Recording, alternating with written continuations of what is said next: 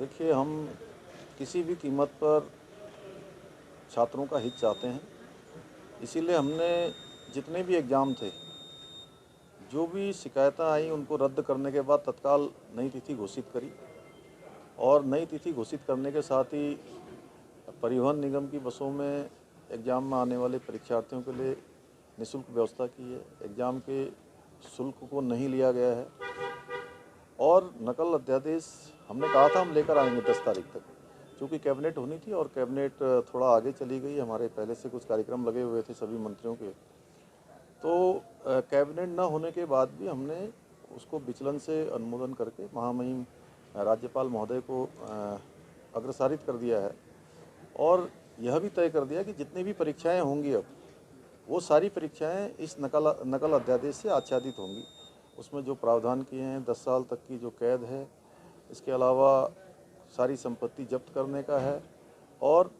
परीक्षार्थी जो उसमें भाग लेने वाले होंगे, अगर वो इसमें पकड़े जाते हैं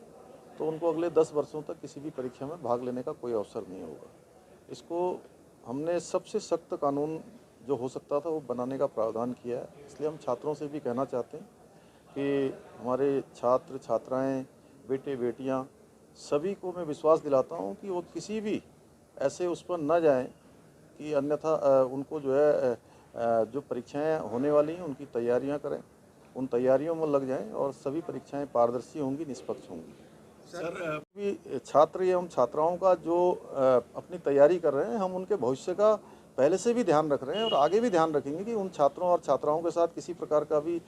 कोई गलत सरकार नहीं करना चाहती। सरकार तो उनके हित के लिए ही काम करेगी। बात हम शुरू से ही कह रहे थे कि कुछ राजनीतिक संगठन जो अपनी ज़मीन पूरी तरह से खो चुके हैं, देश भर के अंदर भी और उत्तराखंड के अंदर भी, अब छात्रों और छात्राओं को आगे करके उनके कंधों पर बंदूक रखकर वो कहीं ना कहीं इस प्रकार का काम कर रहे हैं। जैसा कल देखा कि कुछ लोग छात्रों के रूप में उस बीच में आ गए और बीच में आकर उन्होंने जिस प्रकार से पत्थर फेंके हैं, जिस प्रकार से हिंसात्मक उस आंदोलन की तरफ ले गए हैं, ये निश्चित रूप से दुर्भाग्यपूर्ण है। और ऐसे लोग जो अनावश्यक रूप से आए हैं, निश्चित रूप से हम उनके बारे में हमारा प्रशासन देखेगा कि ये कौन लोग हैं।